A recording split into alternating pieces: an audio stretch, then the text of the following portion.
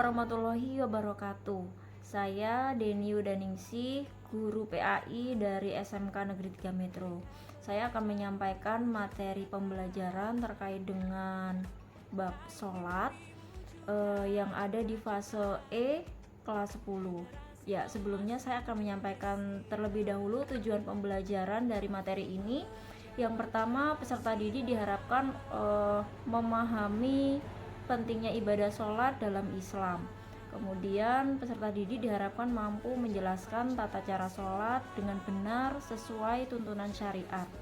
Yang ketiga, peserta didik diharapkan mampu mengidentifikasi syarat, rukun, dan sunnah dalam sholat. Kemudian meningkatkan kesadaran akan nilai spiritual sholat dalam kehidupan sehari-hari.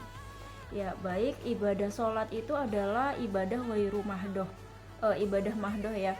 Jadi ibadah yang dari ketentuan tempat, waktu itu sudah ada ketentuannya, sudah ada syariatnya. Jadi kita tidak bisa membuat ketentuan sendiri. Ibadah sholat adalah ibadah wajib bagi setiap muslim yang sudah balik dan dilakukan untuk sebagai sarana ibadah berkomunikasi langsung kepada Allah. Saya bacakan terlebih dahulu dasar-dasar hukum kewajiban sholat. Itu ada pada surat Al-Isra ayat 78. Saya bacakan: Aqimis sholati liduluki syamsi ila ghasaqil laili wa qur'anil fajri innal qur'anal fajri kana masyhuda. Dirikanlah sholat dari sesudah matahari tergelincir sampai gelap malam, dan dirikanlah pula sholat subuh, sesungguhnya sholat subuh itu disaksikan oleh malaikat. Terdapat di surat Al-Isra ayat 78. Kemudian di surat An-Nisa ayat 103, inna sholati kanat alal mu'minina kitabam mauquta. Artinya, sungguh sholat itu adalah kewajiban yang ditentukan waktunya atas orang-orang yang beriman. Terdapat dalam surat An-Nisa ayat 103. Nah, dari dasar hukum yang sudah kita dengarkan tadi, artinya ibadah sholat itu adalah ibadah yang wajib, yang tidak ada alasan kita untuk meninggalkannya dalam keadaan apapun itu. Kita bisa lihat ketika dalam kondisi sakit saja, jika kita tidak bisa berwudu, maka ada pilihan untuk bertayamum. Ketika kita tidak sanggup untuk sholat melaksanakan dengan berdiri, kita dapat dianjurkan untuk sholat dengan duduk. Jika tidak kuat dengan duduk, maka kita bisa melaksanakan dengan berbaring. Nah, dari ketentuan itu maka dapat disimpulkan bahwa sholat itu memang hukumnya wajib, jadi tidak ada alasan apapun untuk meninggalkannya, gitu ya. Selanjutnya saya akan sampaikan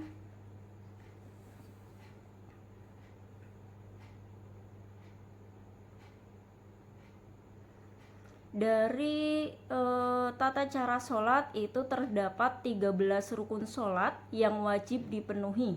Artinya pada saat pelaksanaan sholat, 13 rukun ini tidak boleh ditinggalkan. Yang pertama, niat, kemudian takbiratul ihram, berdiri bagi yang mampu, kemudian membaca surat Al-Fatihah, rukuk dengan tumakninah, i'tidal dengan tumakninah, sujud dengan tumakninah, kemudian duduk di antara dua sujud dengan tumakninah, duduk tasyahud akhir dan membaca tasyahud akhir, kemudian membaca sholawat Nabi setelah tasyahud akhir dan membaca salam pertama. Kemudian tertib berurutan dalam mengerjakan rukun-rukun tersebut. Nah, dari 13 rukun sholat yang saya tadi jelaskan, itu banyak sekali ungkapan-ungkapan dengan tumakninah ya. Artinya sholat itu memang sangat penting, tidak boleh ditinggalkan tumakninahnya. Tumakninah itu apa sih? Artinya tumakninah itu adalah berhenti sejenak di setiap pergerakan pergantian sholat. Kenapa begitu? Jadi dulu terdapat kisah ya, ada salah satu sahabat yang ketika beliau sholat di depan Rasulullah, pada saat Rasulullah berzikir, kemudian sahabat itu sholat di depan Rasulullah, beliau suruh mengulangi sampai 3 kali. Ketika beliau sholat kemudian menghadap kepada Rasulullah, sama Rasulullah suruh mengulangi lagi sholatnya. Kemudian begitu diulangi, menghadap lagi, suruh ngulangin lagi. dan begitu seterusnya sampai 3 kali. Kemudian sahabat itu bertanya, wahai Rasulullah, kenapa sholat saya diulangi sampai berkali-kali? Nah, Rasulullah kemudian baru menjelaskan bahwa sholatnya itu dianggap sia-sia karena tidak ada tumak ninahnya, tidak ada berhenti sejenak pada saat pergantian sholat. Nah, artinya apa? Sholat yang buru-buru, sholat yang tidak ada tumak ninahnya itu seperti sia-sia. Jadi sholatnya tidak dianggap, ya, mungkin seperti itu. Artinya sholat dengan tumakninah itu sangat penting karena itu masuk di dalam rukun sholat begitu. Selanjutnya saya akan menjelaskan pada bagian syarat wajib sholat. Syarat wajib sholat ini adalah kondisi-kondisi yang harus terpenuhi sehingga seseorang diwajibkan untuk melaksanakan sholat. Jika salah satu dari syarat ini tidak dipenuhi, maka seseorang tersebut tidak dibebani kewajiban untuk melaksanakan sholat. Nah, apa saja? Yang pertama yaitu Islam. Jadi sudah jelas, ya, orang yang melaksanakan sholat itu sudah pasti beragama Islam. Kemudian yang kedua, balik atau dewasa.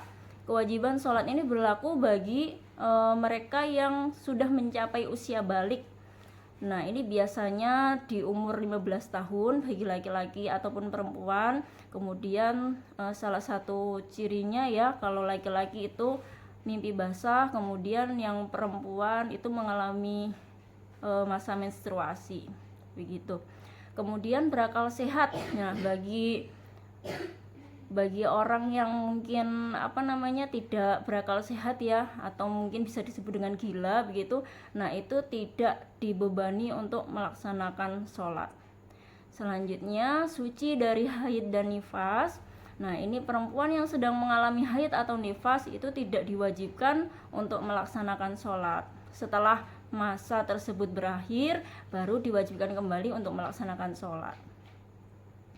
Yang kelima, sampainya dakwah Islam. Seseorang yang belum pernah mendengar atau mengetahui tentang ajaran Islam tidak dibebani kewajiban sholat. Namun kalau kita lihat di masa seperti ini, ya, insya Allah sudah banyak sekali dakwah-dakwah ataupun pengetahuan yang bisa kita cari, tidak harus dari orang, bisa melalui media sosial tentang pelaksanaan sholat, bagaimana kewajiban sholat. Jadi insya Allah tidak ada hal yang menghalangi kita untuk tidak sampai tidak tahu bagaimana sholat itu. Artinya sudah seyogyanya sebagai muslim itu wajib untuk melaksanakan sholat. Kemudian yang terakhir, memiliki penglihatan dan pendengaran yang normal. Nah, seseorang yang sejak lahir tunanetra atau tunarungu sehingga tidak dapat menerima informasi tentang sholat melalui penglihatan atau pendengaran tidak diwajibkan untuk melaksanakan sholat. Artinya ketika memang dia masih bisa, ya, meskipun dia mungkin tunarungu ataupun pendengaran atau penglihatannya tidak normal, jika memang bisa dimungkinkan untuk melaksanakan sholat dengan sebisanya, atau kalau misalnya tidak bisa, maka kewajibannya itu digugurkan. Selanjutnya, tidak dibebani kewajiban sholat. Namun kalau kita lihat di masa seperti ini, ya, insya Allah sudah banyak sekali dakwah-dakwah ataupun pengetahuan yang bisa kita cari, tidak harus dari orang, bisa melalui media sosial tentang pelaksanaan sholat, bagaimana kewajiban sholat. Jadi insya Allah tidak ada hal yang menghalangi kita untuk tidak sampai tidak tahu bagaimana sholat itu. Artinya sudah seyogyanya sebagai muslim itu wajib untuk melaksanakan sholat. Kemudian yang terakhir, memiliki penglihatan dan pendengaran yang normal. Nah, seseorang yang sejak lahir tunanetra atau tunarungu sehingga tidak dapat menerima informasi tentang sholat melalui penglihatan atau pendengaran tidak diwajibkan untuk melaksanakan sholat. Artinya ketika memang dia masih bisa, ya, meskipun dia mungkin tunarungu ataupun pendengaran atau penglihatannya tidak normal, jika memang bisa dimungkinkan untuk melaksanakan sholat dengan sebisanya, atau kalau misalnya tidak bisa, maka kewajibannya itu digugurkan. Selanjutnya untuk syarat sah sholat itu suci dari hadas besar dan kecil, suci dari najis pada badan, pakaian, dan tempat sholat, kemudian menutup aurat, masuk waktu sholat, dan menghadap kiblat.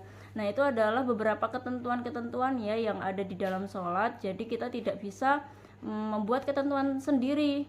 Misalnya sholat duhur kita majuin, atau sholat asar belum waktunya kita majuin. Jadi waktu sudah ditentukan, kemudian ketentuan dari pakaian yang harus kita pakai pada saat sholat itu juga harus suci dari najis, suci dari hadas. Nah, itu adalah ketentuan yang melekat pada diri kita pada saat sholat.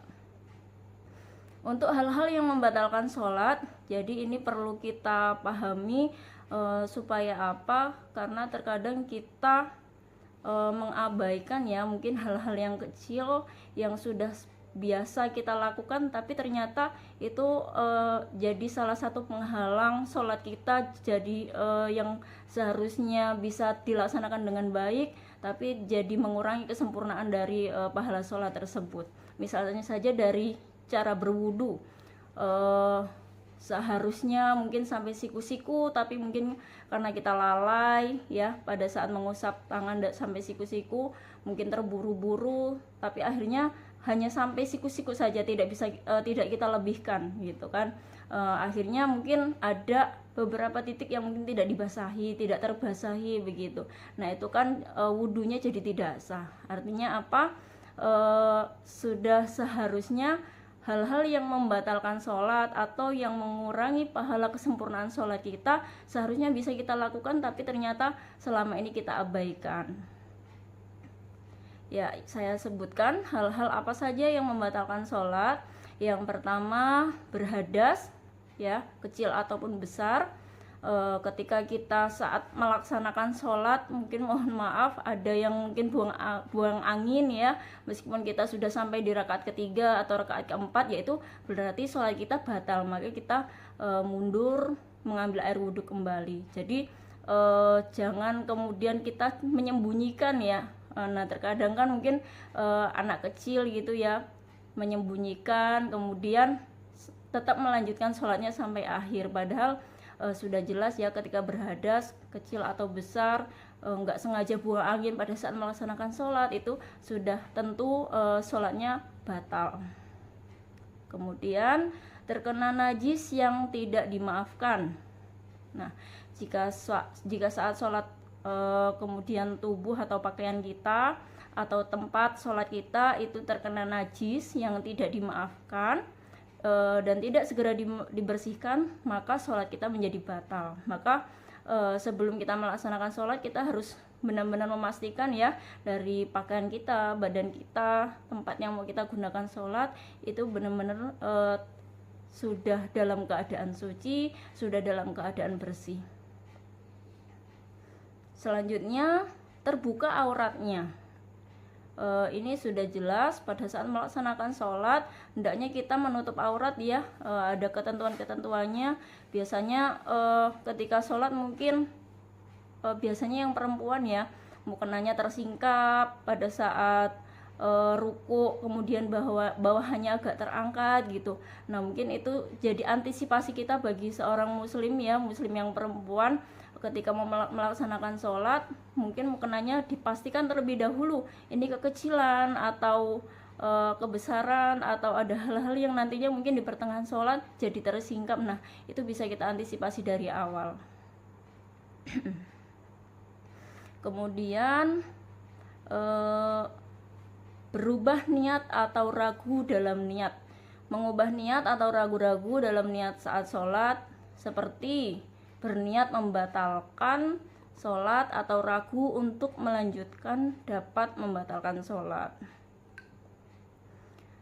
Kemudian mendahului atau tertinggal dari imam dalam sholat berjamaah. Artinya apa? Ketika kita sebagai makmum ya, kalau makmum itu kan kita mengikuti imam. Jadi imam ruku ya kita mengikuti ruku, imam sujud kita mengikuti sujud. Kita tidak boleh mendahului, apalagi kita sebagai makmum di belakang, kecuali kalau kita sholat sendiri ya, mulai dari gerakan awal sampai akhir ya ada di kehendak kita sendiri. Tapi kalau misalnya kita sebagai makmum ya berarti mengikuti imam, kita tidak boleh mendahului. Karena terkadang banyak ya jamaah-jamaah yang ketika melaksanakan sholat jamaah itu imamnya baru mau bergegas misalnya dari ruku ke iktidal, baru mau takbir tapi dia sudah sampai berdiri duluan begitu. Nah itu meskipun melebihi meskipun sedikit, tapi itu sudah termasuk mendahului. Nah itu tidak diperbolehkan. Artinya apa? Berikan waktu sedikit meskipun tidak banyak gitu ya. Imamnya sudah sampai di gerakan yang selanjutnya sudah dengan sempurna, nah baru kita beranjak ke gerakan berikutnya. Artinya kita menghindari untuk mendahului imam. Ya, begitu.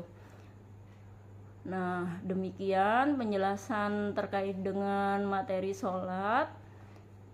Di sini saya akan sampaikan lagi untuk aktivitas berikutnya kepada para peserta didik untuk evaluasi dari bab materi ini ya. Selanjutnya nanti silakan berdiskusi terkait dengan bab materi ini, mengapa sholat itu disebut dengan tiang agama. Dan untuk praktiknya nanti kita akan mendemonstrasikan gerakan sholat dengan bersama-sama, jadi kita praktek sholat. Untuk evaluasinya nanti kita akan mengerjakan soal bersama-sama. Kemudian nah ini untuk quotes terakhir dari saya ya, terkait dengan bab materi sholat ini sangat penting. Saya memberikan pesan kepada semuanya bahwa jadikan sholat itu sebagai kebutuhan, jadi bukan sekedar kewajiban. Kalau di dalam surat Al-Ankabut ayat 45, sesungguhnya sholat itu mencegah dari perbuatan keji dan mungkar. Ya, sekian itu saja penjelasan dari saya, semoga bermanfaat. Wassalamualaikum warahmatullahi wabarakatuh.